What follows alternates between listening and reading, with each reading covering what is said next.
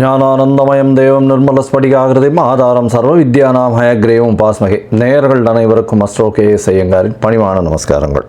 மாதபல் குரோதி வருஷம் பங்குனி மாதம் 2025 மார்ச் 15 முதல் 13/4/2025 வரலும் உண்டான காலகட்டம்.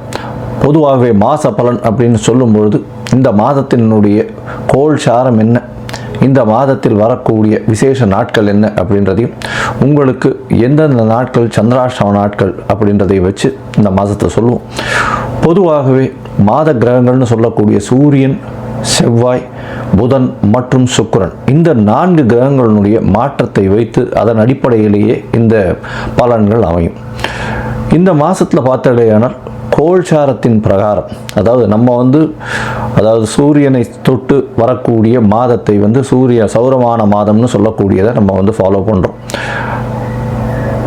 ஆந்திரா, கர்நாடகா இந்த மாதிரியான ஸ்டேட், அதாவது மாநிலங்கள் எல்லாம் பார்த்திங்கன்னா அவங்க சந்திரமான மாதங்கள் அப்படின்னு சொல்லக்கூடியதை ஃபாலோ பண்ணுறாங்க. சந்திரமான மாதம் அப்படின்னு சொல்லக்கூடியது பௌர்ணமிக்கு அடுத்த நாளோ அமாவாசைக்கு அடுத்த நாளோ வரக்கூடிய பிரதமையை எடுத்து மாதத்தின் முதல் நாளாக கொண்டு செய்யக்கூடியது. நம்ம சூரியன் ஒரு ராசியிலிருந்து அடுத்த ராசிக்கு போகக்கூடிய விஷயத்தை வச்சு தான் நம்ம மாதத்தை சொல்கிறோம், மாதம் பிறக்கிறத சொல்கிறோம். இப்போ பங்குனி மாதம் அப்படின்னு சொல்லும்போது கடைசி மாதம் இந்த குரோதி வருஷத்தில். இந்த மாதத்தினுடைய கோள்சாரம் என்னன்னு பார்ப்போம். இந்த மாதத்தில் காலபுருஷ தத்துவத்தின் 2வது வீடுன்னு சொல்லக்கூடிய ரிஷபத்தில் குரு, மிதுனத்தில் செவ்வாய், கன்னியில் கேது, அது தவிர பார்த்தாலேயானால் கும்பத்தில் சனி,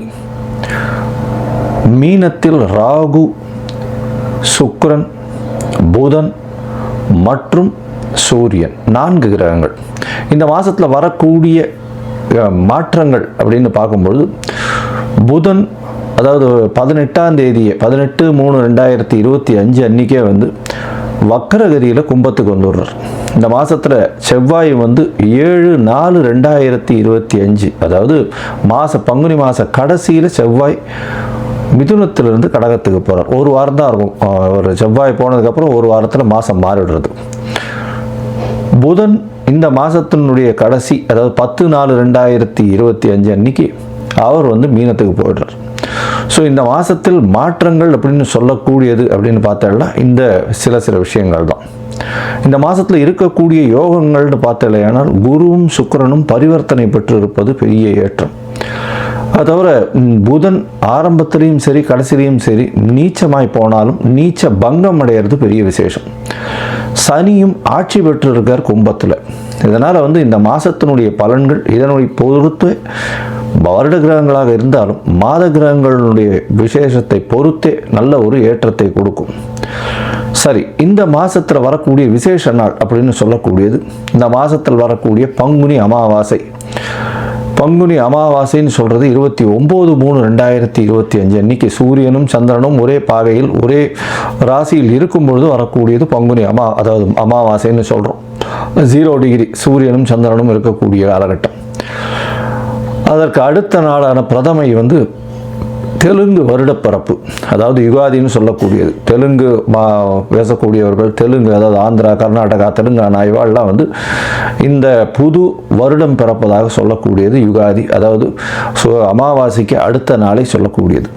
தெலுங்கு வருடப்பிறப்பு பெரிய ஏற்றத்தோடு கொண்டாடக்கூடியது. இந்த மாதத்தில் பார்த்தாலேயானால் 7/4/2025, அதாவது 4/4/2025 அந்த அன்னைக்கு சந்தான சப்தமி அப்படின்னு சொல்லக்கூடியது. சந்தான சப்தமி அப்படின்னு பொதுவாகவே வளர்பிறை சப்தமி 7ஆம் நாளை சப்தமி என்று சொல்கிறோம். வளர்பிறையில் பங்குனி மாதத்தில் வரக்கூடியது சந்தான சப்தமி. இந்த சந்தான சப்தமியில் விரதம் இருந்து இருப்பார்களே ஆனால் குழந்தை பிராப்தி ஏற்படக்கூடிய வாய்ப்பு. அதுவும் வெள்ளிக்கிழமையில் வரக்கூடிய சந்தான சப்தமியை கமல சப்தமின்னு சொல்கிறார். வெள்ளிக்கிழமையில் வரக்கூடிய சந்தான சப்தமிக்கு கமல சப்தமின்னு பேர்.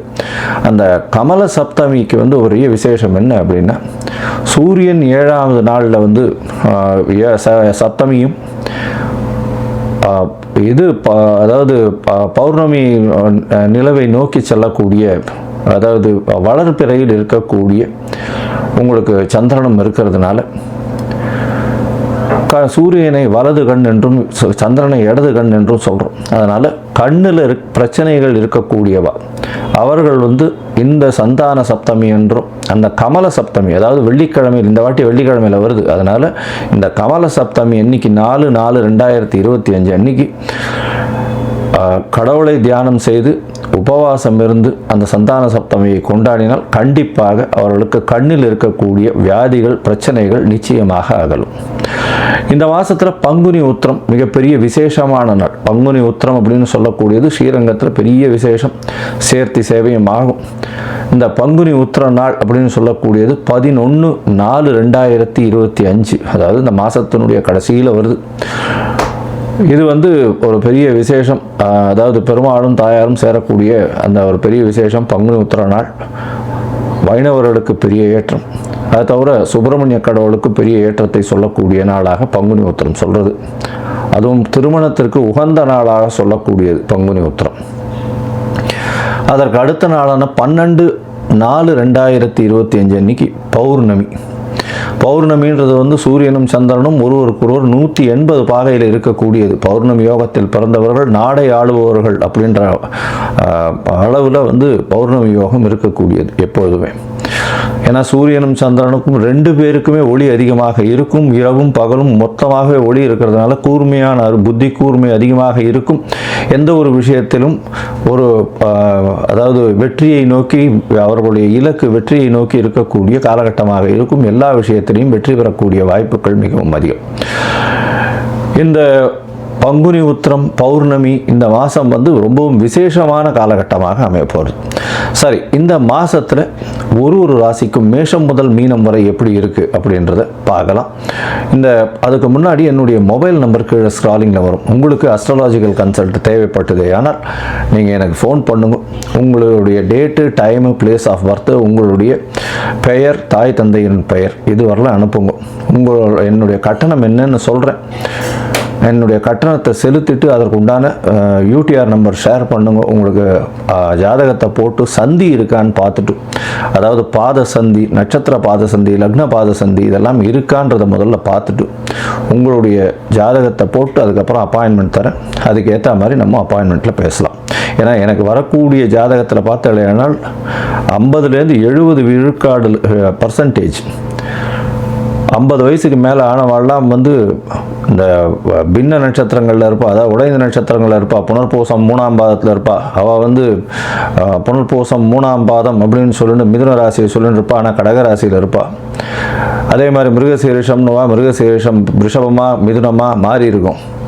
இந்த மாதிரி விசாக நட்சத்திரம் துலாமா இல்லை இது விருச்சிகமான்றது மாறி இருக்கும். இந்த மாதிரியான விஷயங்கள்னால அவளுடைய தசாபுக்தி அந்தரம் சூக்ஷ்மம் எல்லாமே மாறக்கூடிய வாய்ப்புகள் உண்டு. அதை தவிர பார்த்தோம்னா லக்ன சந்தியும் வந்துடுத்துலையானால் இந்த ஒரு லக்னத்துக்கும் ஒரு சுபர் பாவர் அசுபர் இதெல்லாம் இருக்கக்கூடிய வாய்ப்பு. அதனால் இவளுக்கு நல்ல நேரம் நடந்துட்டுருக்குன்னு நினச்சிட்டு இருப்பா, ஆனால் எந்த ஒரு விஷயமும் கைகூடி வராது. அது ஒரு மிகப்பெரிய பிரச்சனையில் போய் விட்டுருக்கும். அதனால் அவளுக்கே புரியாது. முதல்ல இந்த சந்தி இருக்கான்றதை செக் பண்ணிவிட்டு பார்த்துட்டு ஜாதகத்தை போட்டதுக்கு அப்புறம்தான் உங்களுக்கு நாங்கள் அப்பாயின்மெண்ட் தர முடியும். சரி, இப்போது பங்குனி மாதம் குரோதி வருஷம் மேஷம் முதல் மீனம் வரை 15/3/2025 முதல் 13/4/2025 வரை உண்டான காலகட்டத்தில் எப்படி இருக்குன்றதை ஒன்றொன்னா வருஷப்படுத்தி பார்க்கலாம். துலாம், சித்திரை, சுவாதி, விசாகம் இந்த 3 நட்சத்திரம் 9 பாதங்களை கொண்ட ராசி. ராசியின் அதிபதினு சொல்லக்கூடியவர் சுக்கிரன். உங்களுடைய ராசிக்கு சுக்கிரன் உச்சம் பெற்று போயிருக்கிறது, அதுவும் 6ஆம் இடத்துல உச்சம் பெற்று போயிருக்கிறது பெரிய ஏற்றத்தை கொடுக்கக்கூடிய காலகட்டம். ராசிநாதன் உச்சம் பெற்றதுனால உடல் நலத்தில் நல்ல ஒரு ஏற்றம். என்னடா இது 6ஆம் இடத்துல உச்சம் பெற்று போயிருக்காரு, பகை, கடன், நோய், எதிரி இதெல்லாம் வரக்கூடிய வாய்ப்பு உண்டான்னா கிடையாது. ஏன்னா சுக்கிரன் உச்சம் பெற்று போயிருக்கிறதுனால வாங்கக்கூடிய கடனும் உங்களுக்கு ஒரு பெரிய அதாவது சேமிப்பாகவே இருக்கக்கூடிய காலகட்டமாக அமைய போகிறது.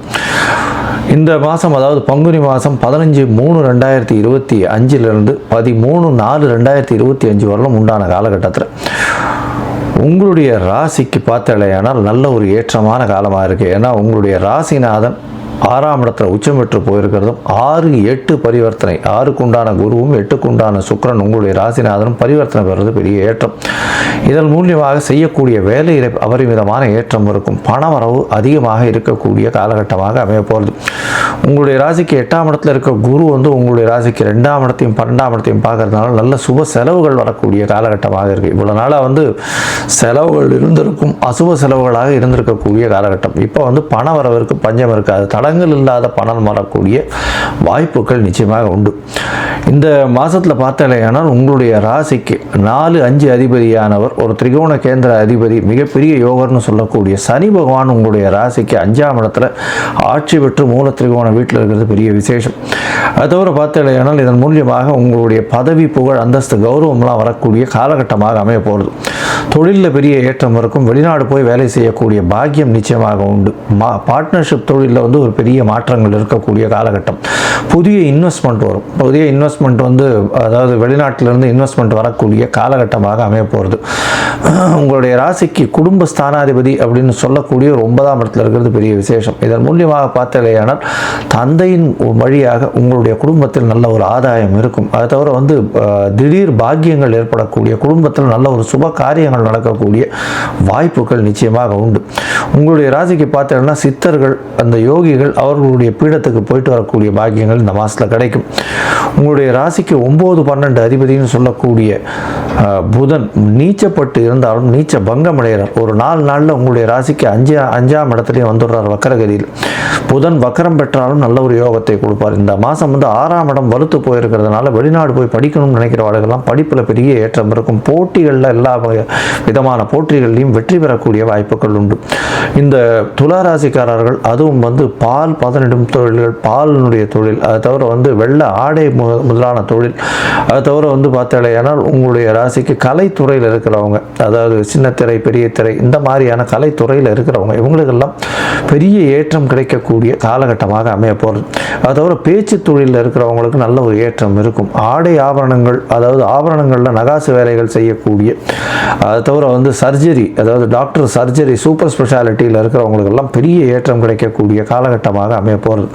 இந்த மாதத்தில் பார்த்தாலேயானால் உங்களுக்கு புதிய பதவி வரும். பதவியோட அந்தஸ்து, கௌரவம்லாம் வரக்கூடிய வாய்ப்பு. புதுசாக வீடு, வாகனம் வாங்கக்கூடிய வாய்ப்பு. தாயின் மூலியமாக சொத்துக்கள் வரும். குழந்தை பிராப்தி ஏற்படக்கூடிய பாக்கியம். என்ன சார் இது, 5ஆம் இடத்துல சனி பகவான் இருக்கார், அப்புறம் எப்படி சார் சொல்கிறீங்கன்னா, 5ஆம் இடத்தின் அதிபதி அப்படின்னு சொல்லக்கூடியவர், புத்திர ஸ்தான அதிபதினு சொல்லக்கூடியவர் ஆட்சி பெற்றிருக்கிறதுனால கண்டிப்பாக குழந்தை பிராப்தி ஏற்படக்கூடிய வாய்ப்புகள் நிச்சயமாக இருக்கும். குடும்பத்தில் நல்ல சந்தோஷமான நிகழ்ச்சிகள் நடக்கக்கூடிய காலகட்டமாக அமைய போகிறது. உங்களுடைய முயற்சிகள் எல்லாமே வெற்றி பெறக்கூடிய வாய்ப்புகள் உண்டு. உடல் நலத்தில் நல்ல ஒரு ஏற்றம் இருக்கக்கூடிய காலகட்டமாக இருக்கும். மென்டல் ஸ்ட்ரெஸ் கொஞ்சம் இருந்தாலும் பணவரவு நல்லபடியாக இருக்கும். எடுத்த காரியங்களில் எல்லா விதத்திலையும் வெற்றி இருக்கும். மனசளவில் ரொம்ப ஸ்ட்ராங்காக இருக்கக்கூடிய காலகட்டமாக இந்த மாதம் அமைய போகிறது. இந்த மாதத்தில் பார்த்தாலேயானால் உங்களுக்கு எல்லா விதமான ஏற்றங்களும் இருக்கக்கூடிய காலகட்டம். இருந்தாலும் சில நாட்கள் இந்த மாதத்தில் தவிர்க்கிறது நல்லதுன்னு சொல்கிறோம்.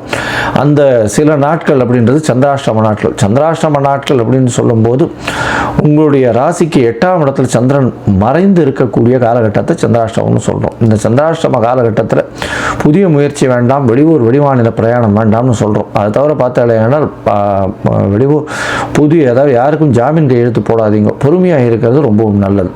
இந்த காலகட்டத்தில் பார்த்தாலேயானால் சந்திராஷ்டம நாட்களில் ஒருவேளை நீங்கள் செய்ய வேண்டிய கட்டாயங்களில் சில விஷயத்தை செய்ய வேண்டி இருந்ததேயானால் அதற்கு நீங்கள் சந்திராஷ்டமத்தின் தாக்கம் குறையறதுக்கு எளிய பரிகாரம் செஞ்சுட்டு பண்ணுறது நல்லது. அருகில் இருக்கக்கூடிய சிவன் கோயிலில் பால் அபிஷேகத்துக்கு பால் கொடுத்துட்டு போங்க. அது வந்து உங்களுடைய ஏற்றத்தையும் சந்திராஷ்டமத்தின் தாக்கத்தையும் நிச்சயமாக குறைக்கும். இந்த மாதம் வந்து உங்களுக்கு சந்திராஷ்டம நாள் அப்படின்னு சொல்லக்கூடியது பார்த்தாலேயானால் 3/4/2025 5/4/2025 வரலும் இருக்கக்கூடிய நாட்கள், அதாவது 1/4/2025 3/4/2025 வரலும் இருக்கக்கூடிய நாட்கள் சந்திராஷ்டம நாட்களாக இருக்குது.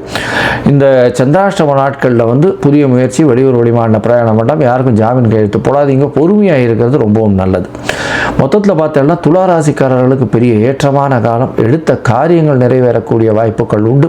போட்டியில் நிச்சயமாக வெற்றி, போட்டித் தேர்வில் வெற்றி, மாணவர்கள் வெளிநாடு போய் படிக்கக்கூடிய பாக்கியம், புதிய வீடு வாகனம் அமையக்கூடிய வாய்ப்பு, குழந்தை பிராப்தி ஏற்படக்கூடிய பாக்கியம் நிச்சயமாக இருக்கும். குடும்பத்தில் நல்ல சந்தோஷம் அமையக்கூடிய வாய்ப்புகள் நிச்சயமாக இருக்கும். உங்களுடைய உடல்நிலையில் நல்ல ஏற்றம், கடன் குறையக்கூடிய வாய்ப்பு.